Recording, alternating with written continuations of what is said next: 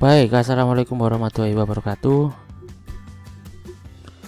Welcome back to my channel teman-teman semuanya. Kembali lagi di channel Project Kewarganegaraan bersama saya Parois. Oke teman-teman, di video kali ini saya akan melanjutkan program terbaru dari Guru Belajar, seri Guru Merdeka Belajar, di mana di sini kita akan mempelajari bagaimana konsep dari Merdeka Belajar itu. Oke teman-teman ya, buat teman-teman yang belum subscribe channel ini, silahkan subscribe sekarang juga dan nyalakan loncengnya biar tidak ketinggalan video terbaru dari channel Project Work. Oke, di sini saya mau melanjutkan dimana saya kemarin sudah mengerjakan asesmen praprogram, kemudian kita sekarang masuk ke masih dalam pembahasan pengantar program, yaitu bentar ya teman-teman ya, ini ya, tujuan pendidikan ya. Yang saya akan selanjutnya adalah terkait dengan tujuan pendidikan.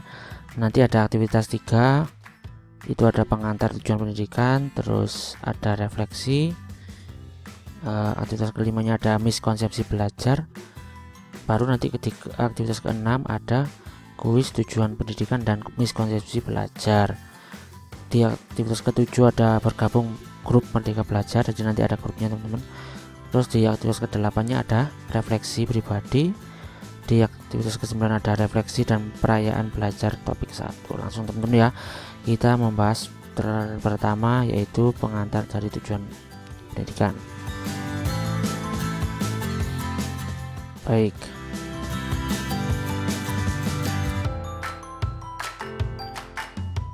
apa tujuan utama pendidikan? Bayangkan kita sedang menaiki kereta perjalanan jarak jauh. Penting bagi kita sebagai pendidik untuk merefleksikan dan menetapkan apa tujuan utama dari pendidikan.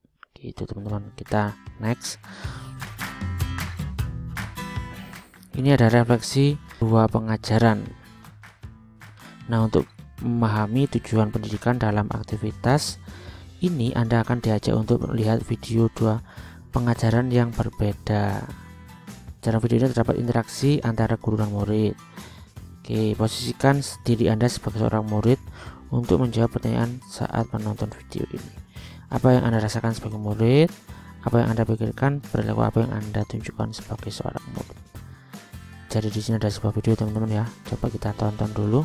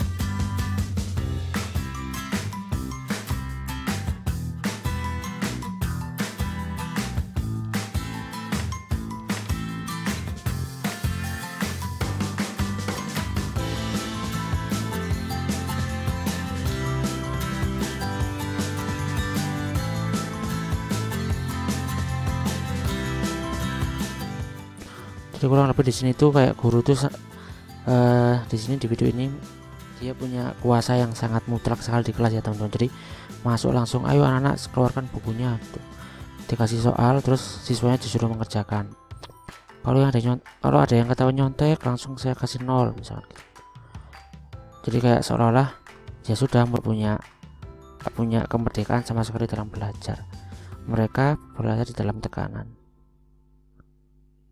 Bahkan si murid-muridnya pun sampai hafal dengan suara sepatunya gurunya gitu. Nah, kurang lebih seperti itu teman-teman ya. Nah, di video yang kedua ini agak sedikit berbeda. Jadi gurunya lebih ngasih banyak kesempatan kepada murid-muridnya. Dia mulai dari persepsi dulu di sini, tanya ke muridnya. Jadi kayak ada interaksinya gitu teman-teman.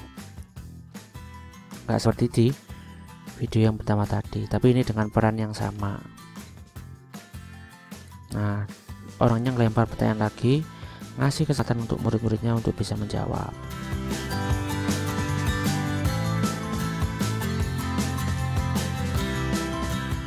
Oke, kita next teman-teman ya. Jadi kita udah dapat poinnya nih. Nah, ini adalah aktivitas kelima terkait dengan miskonsepsi belajar. Ini ada modul, pasti ini teman-teman ya. Ini saya download dulu.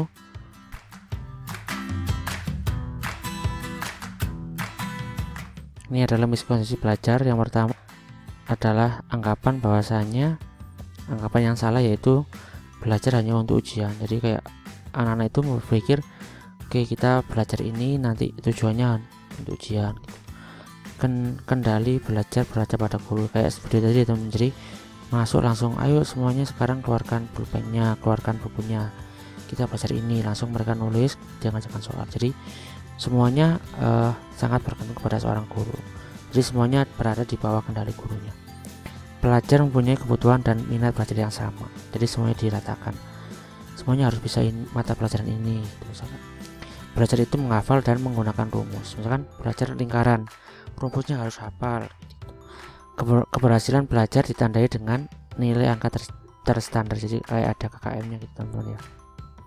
Terus penilaian belajar sepenuhnya wewenang dari seorang guru, jadi nggak ada penilaian antar teman ya, nggak ada penilaian diri sendiri, jadi mutlak gurunya sendiri yang menilai. Oke, teman-teman, jadi nanti di sini juga akan dibahas satu persatu. Bila tidak ada ujian maka tidak belajar. Maka oleh karena itu mungkin kita sering mendengar istilah SKS ya teman-teman ya, sistem kebut semalam, dimana kalau misalkan besoknya ujian baru malamnya belajar semuanya tuh, misalkan 10 mata pelajaran langsung belajar, padahal sebelumnya kita nggak pernah belajar. Nah, itu adalah mungkin yang disebut sebagai kesalahan atau miskonsepsi, dimana kita hanya belajar ketika akan ujian. Nah, di sini nanti bisa teman-teman cek lah ya semuanya. Saya mau lanjut lagi ke topik yang selanjutnya, ada aktivitas pendidikan dan miskonsepsi belajar. Oke, langsung aja teman-teman ya, kita kerjakan kuisnya.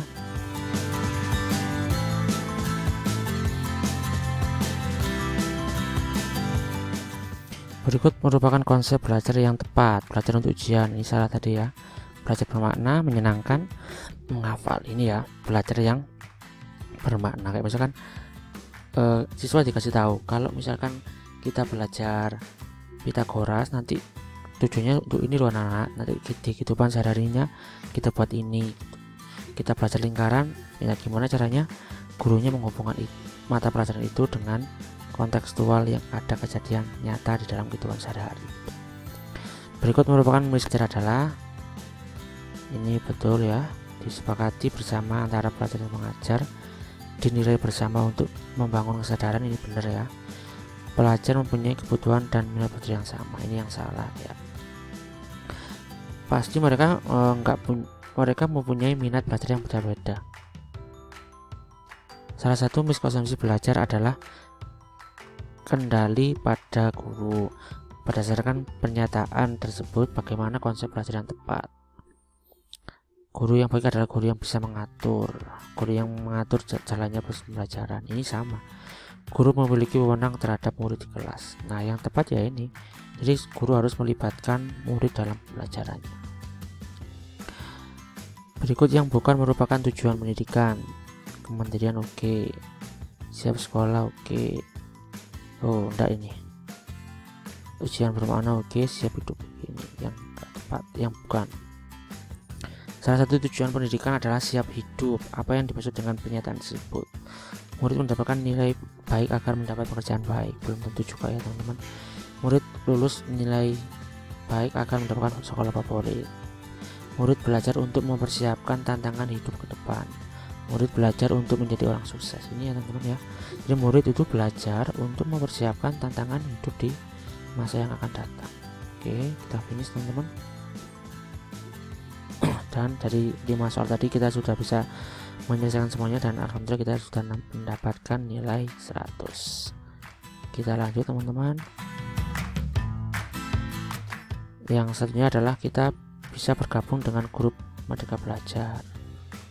Pertama ini dulu Telegram, karena saya ada punya ya. Ini ada linknya, Android, untuk iOS, untuk iPhone ada juga ada linknya. Oke. Jadi sudah ada link semua grup teman-teman ya untuk gabung ke grup di Telegram. Nanti teman-teman tinggal klik langsung bisa masuk.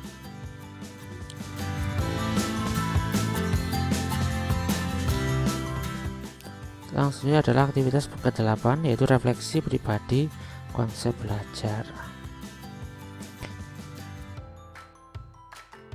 Kita diminta untuk diskusi dengan guru Merdeka Belajar di Telegram dengan tautan berikut. Jadi kita minta diskusi di grup Telegramnya teman-teman. Setelah Anda melakukan refleksi, apakah Anda akan terus melanjutkan lingkaran penderitaan belajar sampai ke murid kita saat ini? Sudah saatnya kita memilih untuk merdeka. Sudah siap untuk merdeka? Pada topik selanjutnya kita akan belajar bersama apa itu merdeka belajar, bagaimana menjadi seorang guru yang merdeka belajar. Oke teman-teman.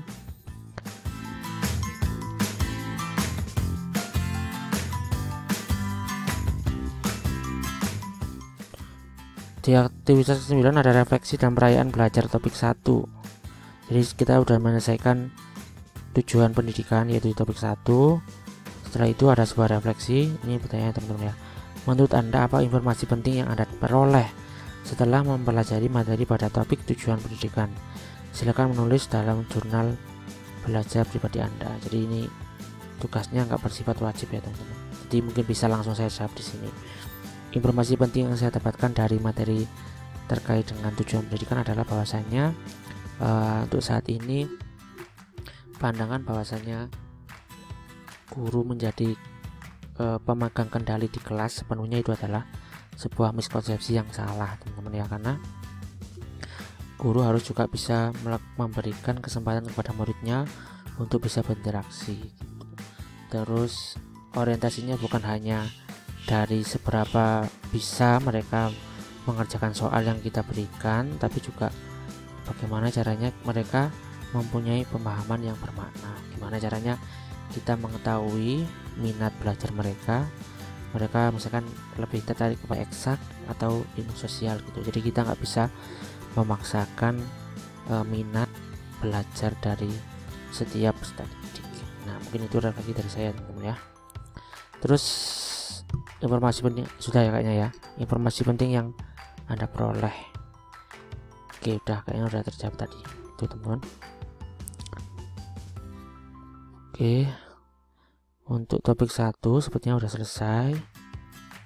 Teman-teman ya. Tinggal kita tandai aja kalau udah selesai. Yang selanjutnya adalah konsep dari merdeka belajar. Oke, udah selesai. Nah untuk konsep merdeka belajar sepertinya akan saya bahas tersendiri biar nanti teman-teman gampang untuk belajarnya. Jadi untuk video kali ini saya khususkan untuk materi dari tujuan pembelajaran. Oke teman-teman, jangan lupa juga untuk di subscribe channel ini, di like, komen, dan di share biar semakin banyak yang tahu tentang informasi ini. Terima kasih telah menonton video ini. Sampai jumpa di konten saya yang selanjutnya.